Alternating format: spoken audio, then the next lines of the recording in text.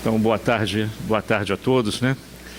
E é sempre um prazer reiniciar as atividades do ano, começando aqui na nossa casa fraterna, nossa casa co-irmã, trazendo e dividindo com vocês, né, o que nós conseguimos aprender na seara espírita nesses anos de estudo, de dedicação e também de trabalho no bem, né? Porque é o que a gente busca, né? É o que mais vale. Estudo e trabalho.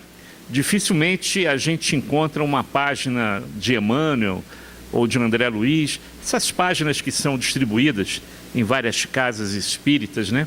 De forma gratuita. Dificilmente o verbo trabalhar não vem acompanhado do verbo estudar. Então a gente tem que vir à casa espírita estudar, sim. E eu tenho certeza que em breve as inscrições, né, vão estar abertas aí, né? Então, depois do carnaval, eu tenho certeza que vai ter curso aí para todo mundo em horários variados, porque tem que estudar, gente. A doutrina espírita reconforta, sim. A palestra ajuda, mas é no estudo mesmo em grupo que a gente vai tirar aquelas dúvidas que nos acompanham até algum tempo, né? É com o estudo em grupo que um companheiro vai sinalizar, olha, você não está pensando corretamente, o certo seria assim, assim. Porque senão, estudando sozinho, que até é possível, você pode estudar na tua casa, não tem problema nenhum. Mas o que pode acontecer é você lendo uma passagem, um tópico do capítulo de Kardec, não entender com a luz do Espírito, né, como deveria entender aquilo, e aí você introjeta de forma errônea aquilo que você entende e vai levar aquilo para o resto da vida. Mas estudando em grupo, sempre alguém vai dizer, olha, vamos pensar dessa maneira, que tal dessa maneira assim, assim, assim? Aí fica mais fácil. Por isso que é bom estudar. E os cursos vão começar agora em março, da nossa casa também, e nós temos que estudar muito, sempre, porque cada vez que a gente até retoma um estudo que já foi feito, com a nossa evolução, pequena que seja, com o nosso crescimento moral e espiritual, pequeno que seja, a gente sempre vai agregar coisas novas aos estudos anteriores. Aí vem sempre aquela pergunta, poxa vida, como é que eu nunca reparei nisso? Como é que eu nunca prestei atenção nesse parágrafo?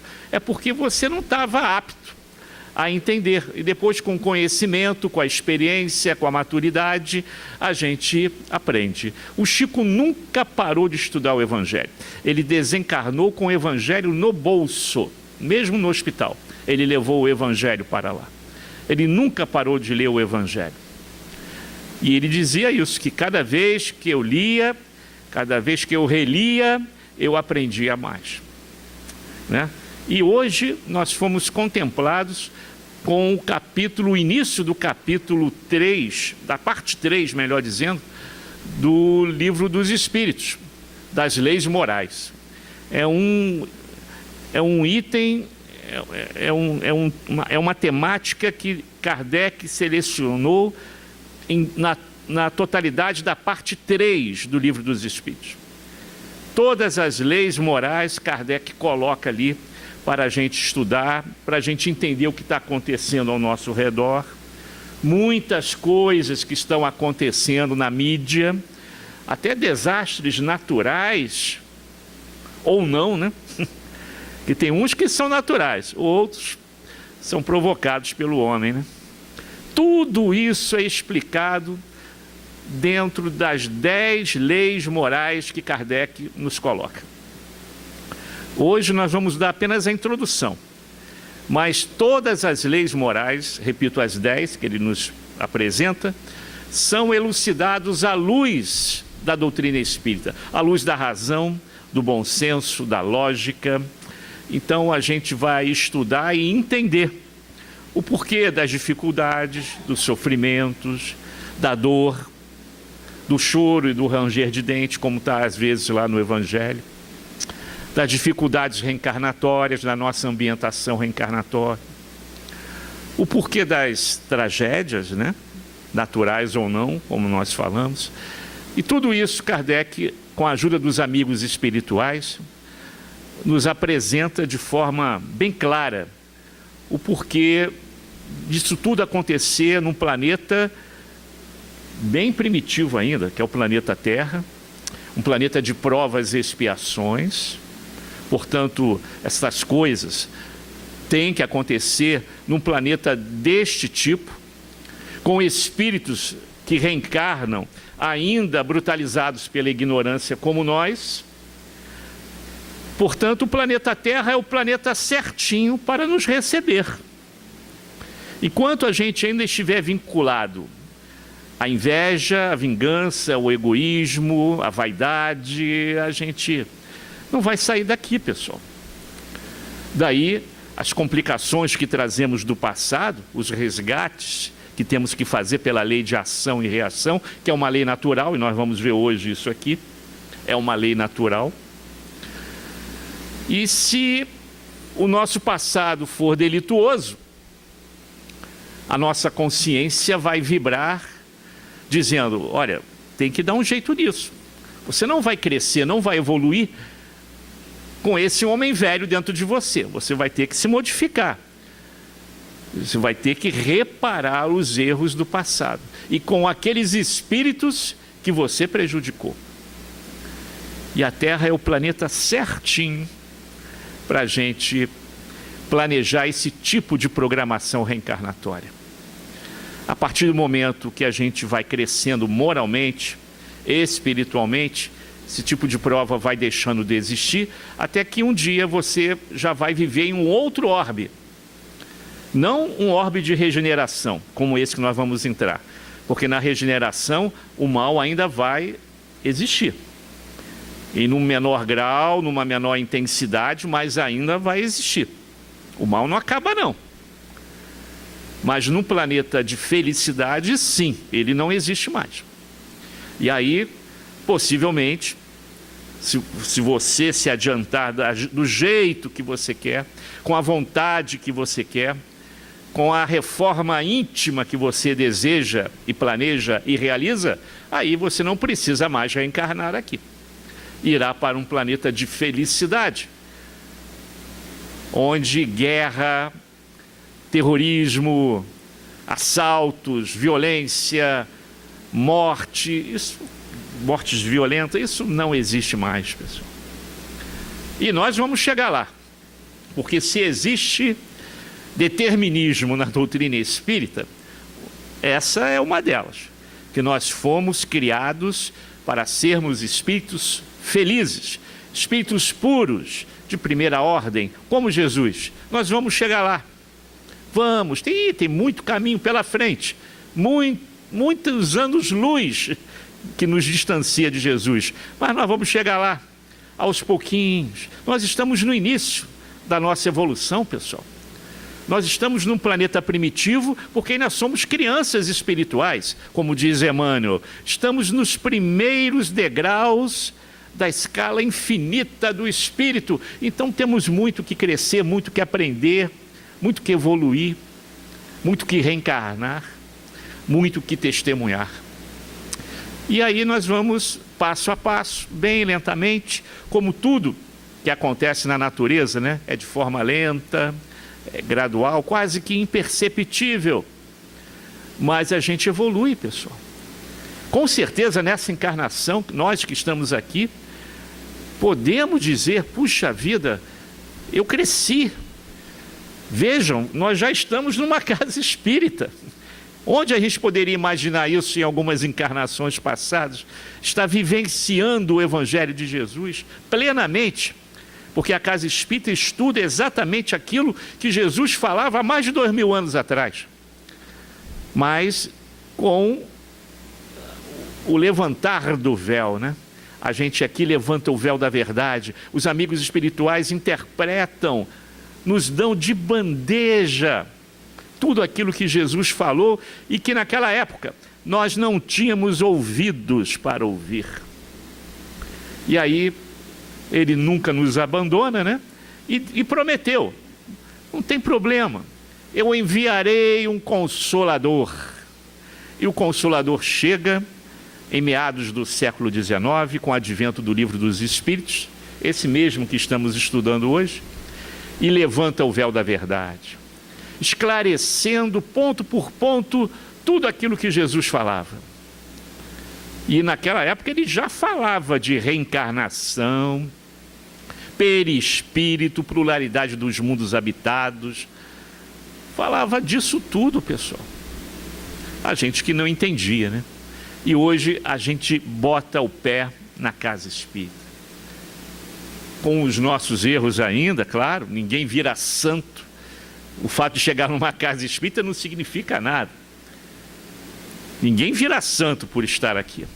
E ninguém vem também em busca de milagre, porque milagres vai de encontro à lei natural. Nós vamos falar isso aqui também.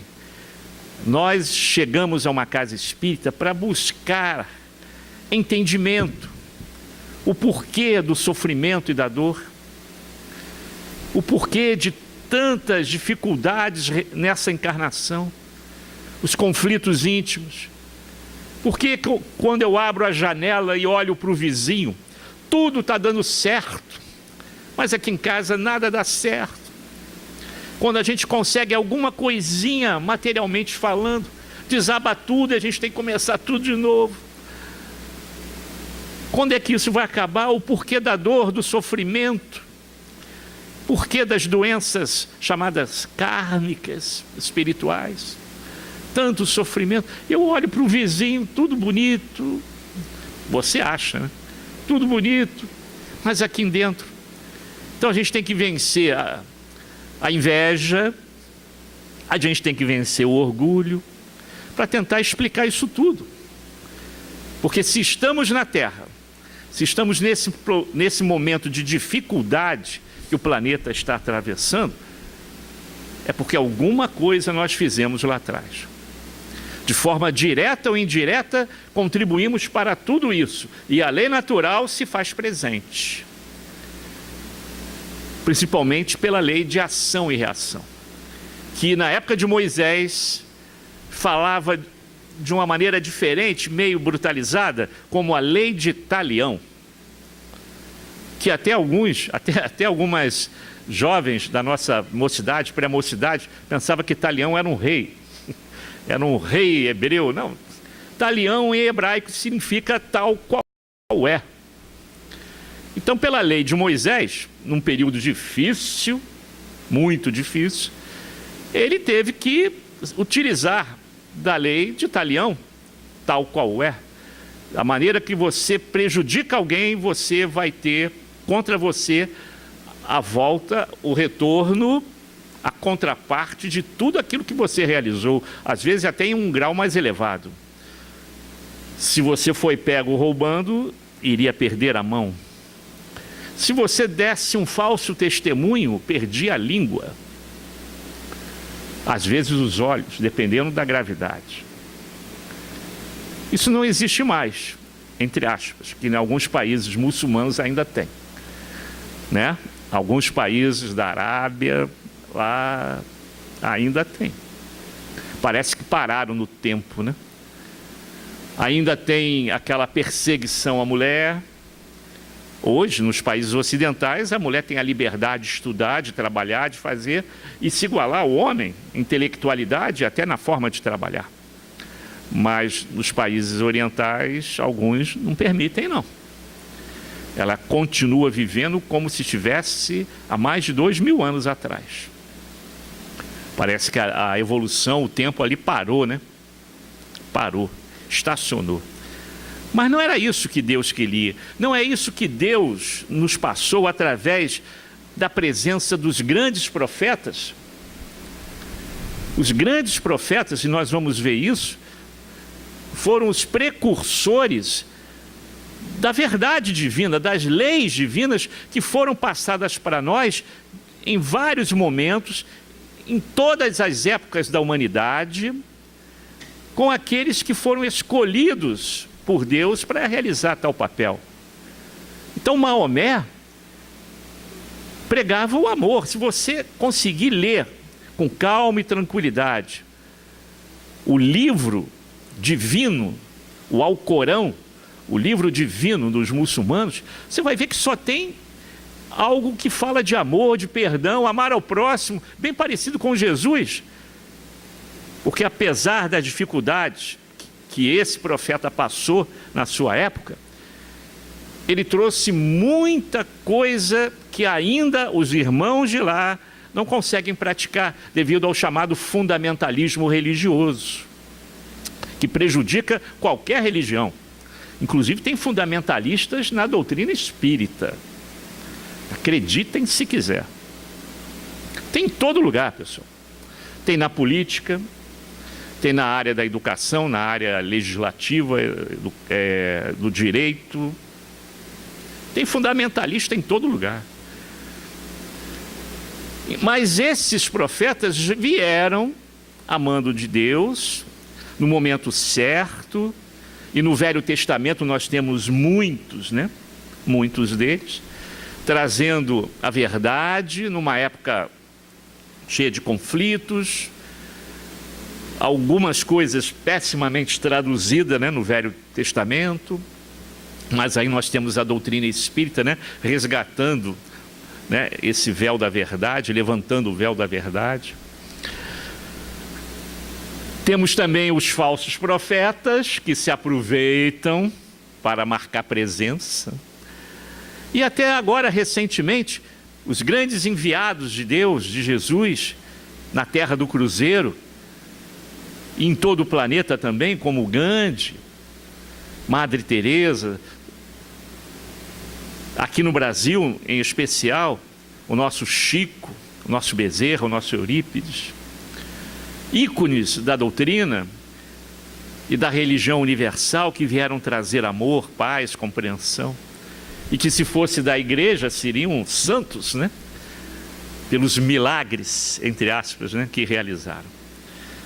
Mas Kardec não perde tempo em abrir o capítulo 1 da parte 3 do Livro dos Espíritos, que trata da lei divino-natural, perguntando aos amigos espirituais: o que se deve entender então por lei natural? Kardec é extremamente didático, nos facilita a compreensão, partindo do mais simples para atingir o mais complexo. Então ele começa com a pergunta básica de qualquer estudo, de qualquer ambientação para um estudo mais profundo. E os amigos espirituais responderam: a lei natural é a lei de Deus. É a única verdadeira para a felicidade do homem. Indica-lhe o que deve fazer ou deixar de fazer, e ele só é infeliz quando dela se afasta. Esse ponto da felicidade, que os espíritos dizem aqui, Kardec vai registrar e vai trabalhar intensamente no Evangelho, quando ele trabalha a questão da felicidade e infelicidade relativa, o porquê de sermos tão infelizes no planeta Terra. Já vimos que é um planeta primitivo, onde habitam espíritos primitivos, brutalizados pela ignorância e por grandes faltas cometidas lá atrás. Portanto, não é um planeta de felicidade. Tanto que os nossos momentos de felicidade são extremamente curtos, breves. Temos mais tempo de lamentação, de tristeza, ou como está lá no Evangelho, né? Choro e ranger de dentes, do que outra coisa. Porque é um planeta de provas e expiações. E se essa felicidade ou infelicidade vive em constante conflito conosco aqui na Terra, nós temos que entender que nós podemos conquistar a felicidade sabendo, inclusive, utilizar o que temos hoje. O Chico repetia uma frase de Kardec lá em Obras Póstumas e também na Revista Espírita, quando ele dizia que nós já somos felizes. A gente é que não entendeu ainda. E não adianta colocar a culpa em Deus. Alguns jogam até impropérios quando os seus sonhos não são realizados, suas preces não são atendidas. Olha a criança espiritual aí que Emmanuel fala, né? Que nem aquela criancinha que quer o doce antes da refeição e bate pezinho, faz beicinho. Mal sabendo nós que se tudo aquilo que erroneamente nós pedimos na prece, se fosse atendido, o céu ia desabar na nossa cabeça, né? Graças a Deus não são atendidos. Mas quando a gente crescer e amadurecer, deixar de ser a criança espiritual que somos, iremos entender o porquê que a prece não foi atendida. Porque eu aprendi na doutrina que todas as preces são recebidas e atendidas. Sim, mas para o seu bem. Quando não é para ser, não vai acontecer. Então a gente ainda tem que crescer um pouquinho em relação a isso. Mas Kardec sempre insistia. E a segunda pergunta é sobre a eternidade da lei. Kardec pergunta, mas a lei é eterna? É eterna a lei de Deus, a lei divina? Eterna e imutável como o próprio Deus. Então a lei de Deus é perfeita. Alguns filósofos questionam até hoje isso, né? Mas se Deus quiser mostrar o seu poder, Ele pode modificar a sua lei. De jeito nenhum. A lei já foi feita de forma perfeita. Deus nunca vai andar para trás. Ele não é um homem que vai de vez em quando, com o tempo, com a moral sendo desenvolvida, com a inteligência sendo melhor apurada, melhorando as leis daqui da terra. Que a todo instante as leis são mudadas. Isso não vai acabar tão cedo. E conforme a gente for evoluindo, repito, moralmente, intelectualmente e espiritualmente, as leis irão mudar. E já estão mudando. Alguns podem questionar que é para pior. Depende aonde o calo está apertando, né? Mas as leis estão mudando. E não vai parar aí. Vai continuar. Até que chega um ponto, um planeta de felicidade, que não há necessidade de tais códigos penais. Mas enquanto o planeta ainda for uma mistura de presídio, escola e hospital, aí vai precisar sim. Vai precisar sim. Porque os espíritos que aqui estão, muitos ainda não entenderam o significado da máxima do Cristo. E que Kardec também coloca, fora da caridade não há salvação. E não há mesmo. E é por isso que a gente está reencarnando, né? Para tentar aplicar essa máxima a todo instante na nossa existência. Nessa ainda não demos conta. Não demos conta ainda não. Ainda temos muito o que fazer. E tomara que a gente reencarne ainda nesse planeta, né? Que é um planeta que está sendo formatado para regeneração. Que segundo o Haroldo, né, diz sempre, né? Daqui a 200, 250 anos, o planeta estará formatado como um planeta de regeneração. Até comentei isso aqui recentemente. Porque ainda estamos na fase da transição planetária. Tem espíritos aí que a gente percebe, não só pela mídia, no nosso dia a dia, na nossa cidade, na nossa comunidade, tem espíritos que têm prazer em fazer o mal. Fazem o mal por prazer. Matam por prazer. Esses não poderão mais reencarnar pela lei divina, pela lei que vai fazer com que o planeta Terra seja um planeta de regeneração e suas vibrações, o seu magnetismo estará completamente distante desse momento que nós estamos vivendo no planeta Terra. Estamos passando por uma transição em que o padrão vibratório vai ser transformado para melhor um pouquinho. Portanto, o vínculo magnético daqueles espíritos serão ligados, serão atraídos para um planeta em que eles ainda pensam daquela maneira, um planeta inferior, bem inferior à Terra, e portanto eles serão exilados e ficará um bom tempo lá até conseguirem evoluir e retornar para cá, ou para um outro planeta até melhor, depende deles, do livre-arbítrio de cada um.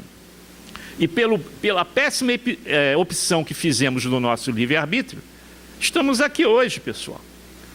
Não estamos aqui por acaso, não. Ninguém veio para a Terra por acaso, não. O nosso padrão vibratório, por todas aquelas qualidades que eu já citei aqui, está vinculado a esse planeta ainda. O nosso padrão vibratório é atraído para cá por aquilo que a gente gosta, aquilo que nos apetece, aquilo que nos dá prazer.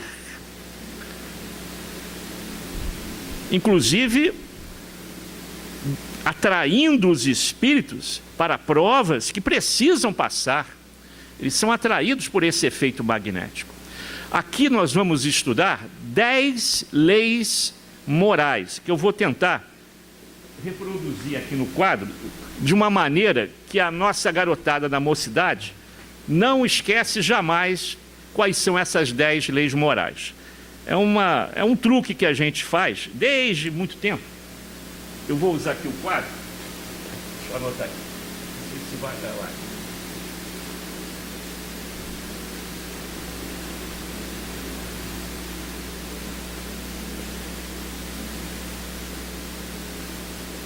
É uma brincadeira que a gente faz com as iniciais de cada palavra. Atrecédes Piujac. A garotada, desde pequenininho lá no livro, sabe o que é Atrecédes Piujaca. Atrecédes Piujaca para vocês não é nada.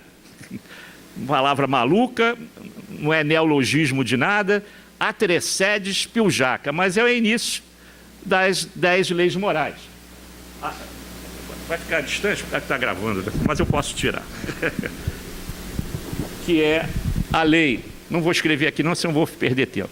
Lei da adoração, lei do trabalho, lei da reprodução.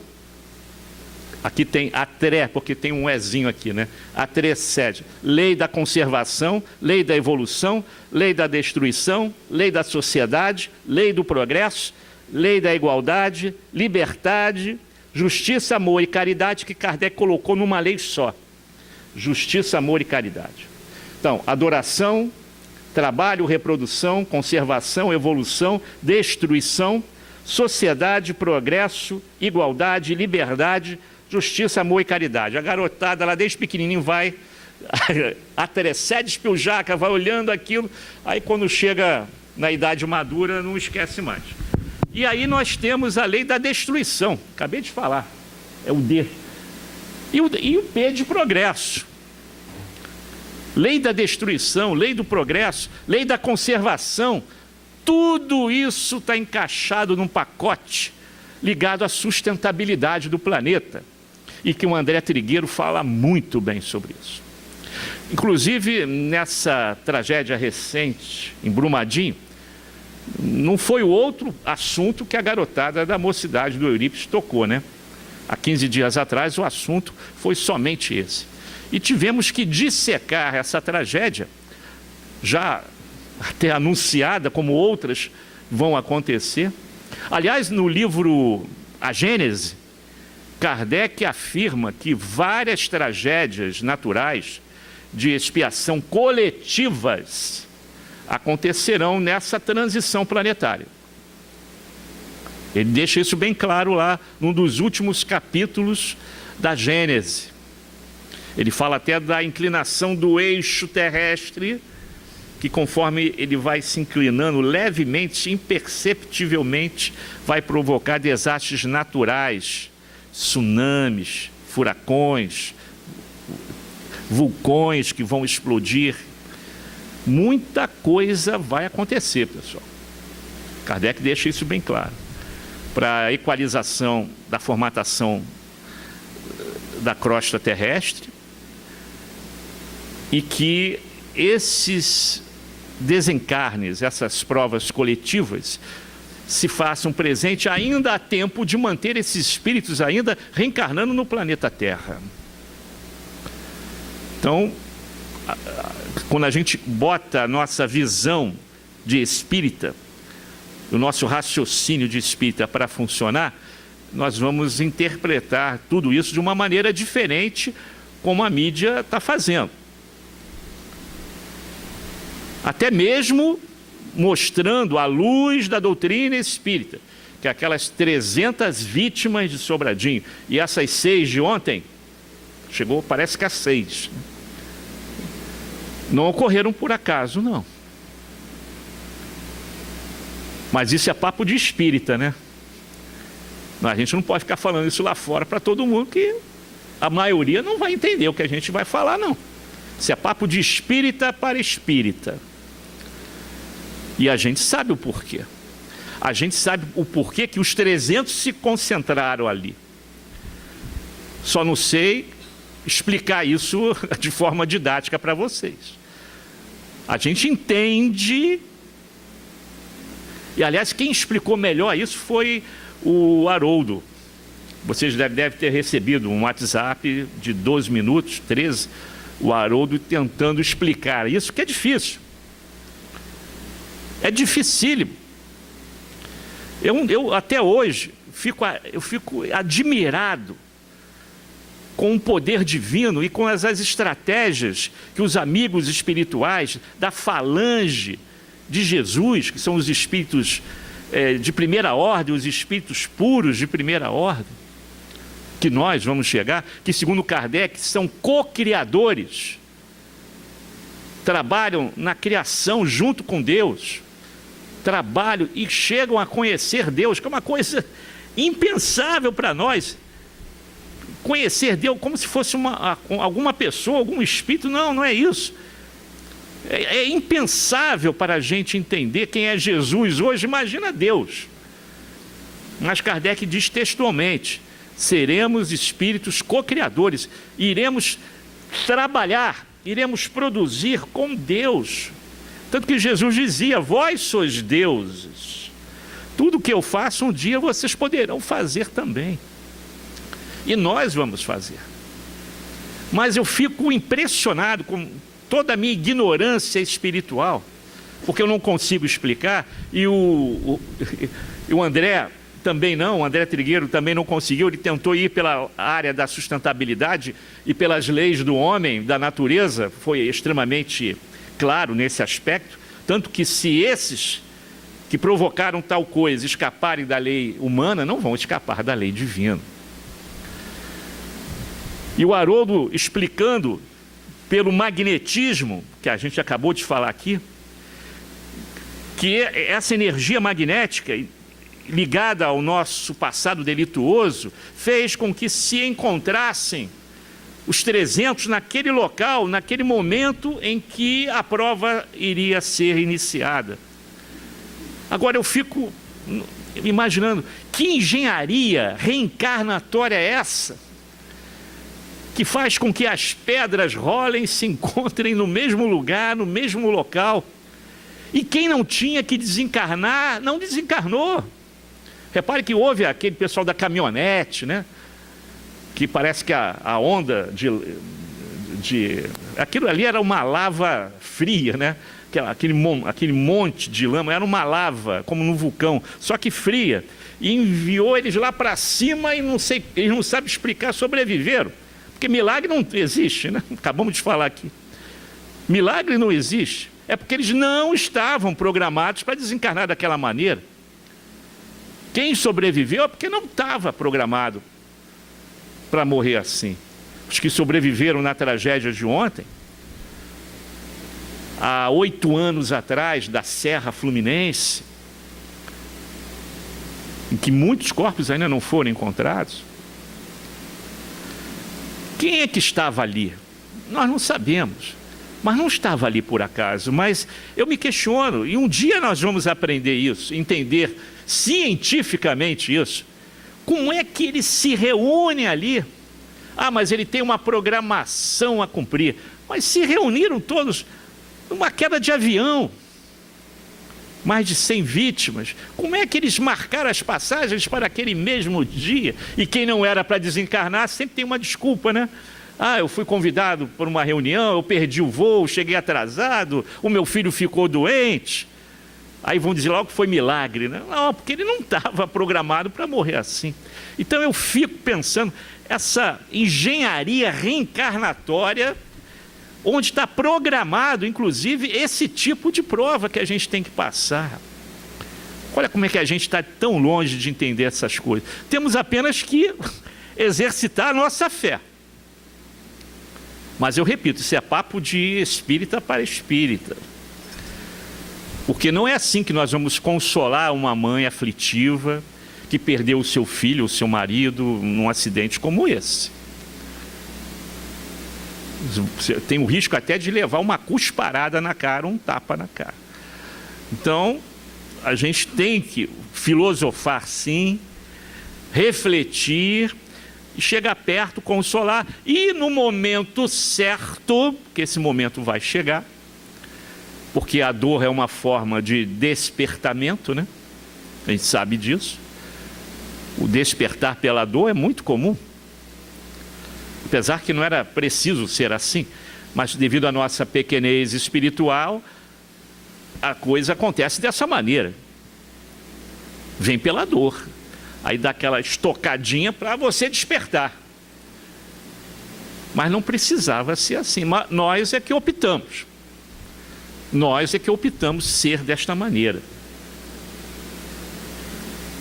Então a doutrina chega perto disso. Aliás, a primeira literatura espírita sobre isso, sobre provas coletivas, que eu me lembre, do lápis do Chico Xavier, foi aquele circo de Niterói.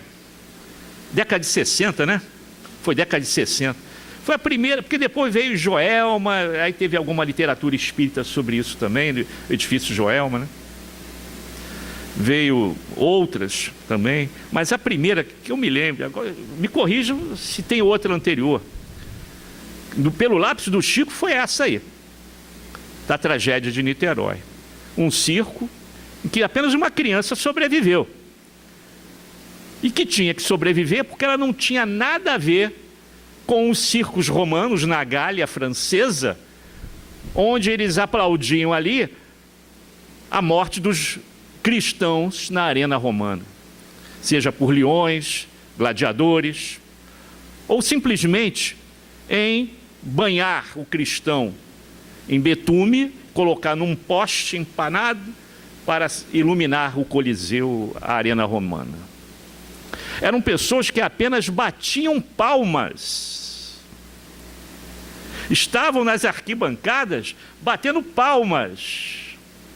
Não foram nem os mandantes, mas se divertiam com tal coisa. Aí, às vezes, quando eu me lembro disso aí, e quando a turma lá em casa quer ver aquelas lutas de sei lá, qual é o nome daquilo? WWF, sei lá, WWC, sei lá. Olha, tá vendo isso aí? É esporte, né? É, pai, dizem aí que é esporte. É boxe, né? É esporte. Volta lá na Roma, também aquilo era esporte predileto pelos romanos, pela turba romana. O cara sangrando lá no nariz, apanhando, o olho todo parece saindo da cara, o rosto todo deformado, esporte. E o pessoal aguardando a luta lá, esporte. A gente ainda vai entender isso aí, pessoal. É um planeta de provas e expiações, gente. Parece que ainda algumas coisas não foram entendidas. Mas vai entender, nem que seja pela dor. E nesse capítulo introdutório das leis naturais, Kardec flerta com o bem e o mal, que foi exatamente nesse ponto, nessa questão do bem e mal, que eu e o Pierre, que vem aqui de vez em quando, chegamos na casa de Eurípides. Exatamente quando estava estudando a mocidade e o bem e o mal. E o Pierre, super inteligente, colocou lá algumas colocações que essa turma está pensando até hoje, como responder. Pierre é fogo. Pierre tem uma inteligência muito brilhante. Eu sempre apreciei o Pierre, ele, apesar de ser o mais novo de todos nós ali, né? Ele era o mais inteligente de todos ali. Então ele colocava algumas questões, umas reflexões, que eu garanto que até hoje aquela turma da mocidade está refletindo no bem e o mal. E Kardec é claro em relação a isso, porque a noção do bem e o mal nós já trazemos pela nossa consciência, porque a lei divina está na nossa consciência. Então a gente sabe quando está fazendo algo errado, a não ser que seja aquele espírito ainda bem brutalizado, como os antigos índios primitivos, né, de aldeias primitivas lá da África, os canibais, que matavam o inimigo e comiam o inimigo porque achavam que iam ficar tão fortes quanto eles. E se comesse o cérebro, ia ficar tão inteligente também. Então eles comiam o cérebro, comiam a carne, porque ia ficar tão violentos, grandes, inteligentes e vitoriosos como o seu inimigo que ele acabou de matar. Mas o tempo foi passando e as coisas foram mudando. E aí Kardec coloca aqui, deixa eu ver se, o bem e o mal. Como se pode distinguir o bem do mal?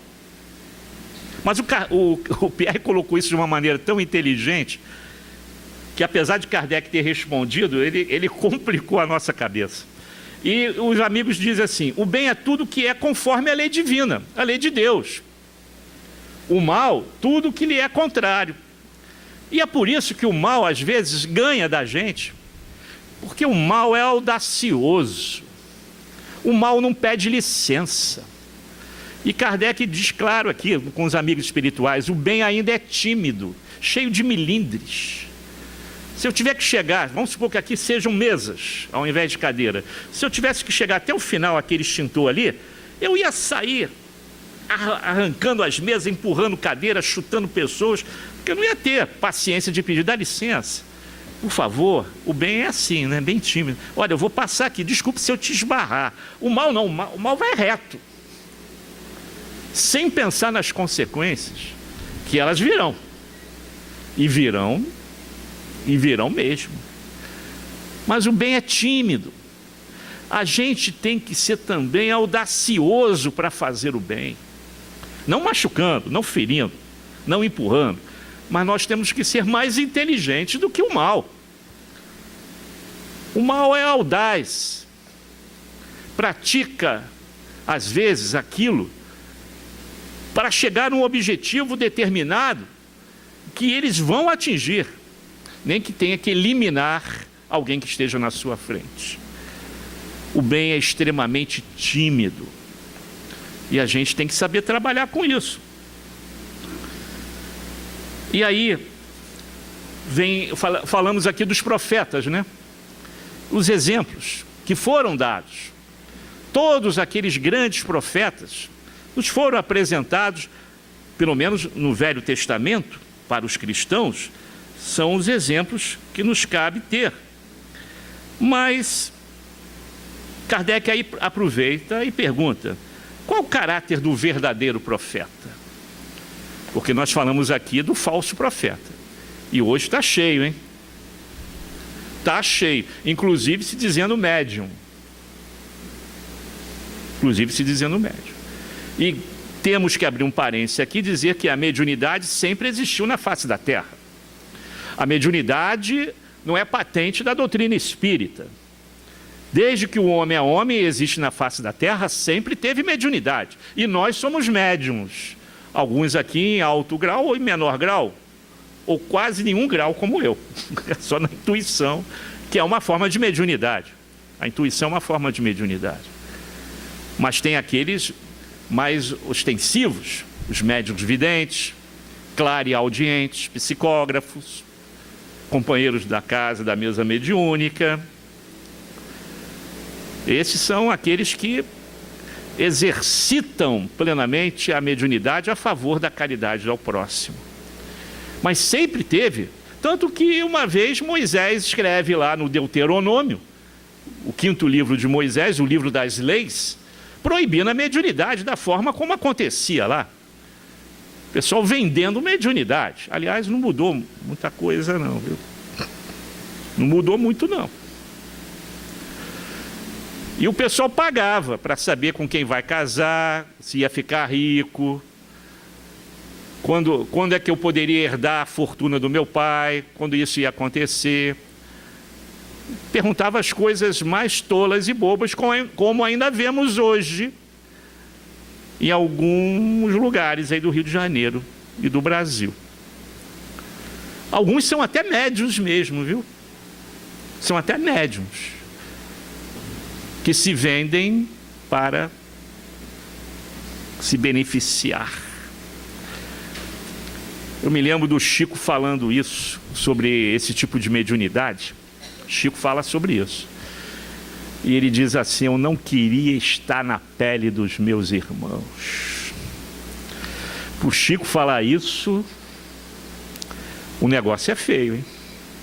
O retorno à pátria espiritual é complicado. Eu não estou falando só de dinheiro não, até mesmo aquelas lembrancinhas. Ah, obrigado pelo passe que o senhor deu aqui em casa, o senhor veio aqui em casa dar um passe, curou a minha filha. Eu vou dar um presentinho para o senhor. Até isso, eu me lembro de uma grande médium, amiga nossa do interior mineiro, que num trabalho muito grande, era uma médium de efeitos físicos maravilhosa, com médium de cura, inclusive aqueles chamados desenganados eram curados por ela. E uma senhora, em agradecimento, ofertou a ela a coleção, a época do LP ainda, isso é da época do LP, era início da década de 80, era a época dos LPs, a obra completa de Beethoven, o sonho de consumo na minha vida, ter todas as obras de Beethoven. Eu não consegui ainda não, comprando daqui, vai no sebo, pega ali, na época do LP, depois de CD, aí depois entrou a internet, facilitou bastante, né? Mas era o meu sonho de consumo ainda, ter a obra completa de Beethoven. E ela ganhou, rapaz, importada, veio lá da Europa, uma caixa com mais de 100 discos. Ah, ela ficou maravilhada. Ah, obrigada, minha irmã, eu sempre quis ter essas obras e tal. Primeira reunião mediúnica seguinte, o espírito aparece, o espírito amigo aparece, conhecido nosso, e diz assim: devolve tudo imediatamente. Puxa vida, mas ela deu com tanto carinho, com tanta simplicidade. Devolve tudo. Se você não quiser perder a sua mediunidade, o seu trabalho e o seu compromisso com Jesus. Ela, chorando, devolveu, agradeceu, explicou. Não sei se a mulher entendeu, a que deu o presente, mas ela teve que devolver tudo. O Chico, tudo que ele recebia com a mão esquerda, dava com a mão direita. Inclusive relógios de ouro e canetas de ouro. E às vezes na cara da pessoa que estava dando o presente, que isso aí, eu fico imaginando, a pessoa dá um relógio de ouro para o Chico, e o Chico chama: Dona Maria, aqui um relógio para a senhora não perder mais a hora do remédio, acabei de receber, fica para a senhora. Ah, meu Deus, mas o Chico é o nosso exemplo, né? Tudo que for necessário referenciar a mediunidade é o Chico Xavier. Ali é o nosso exemplo.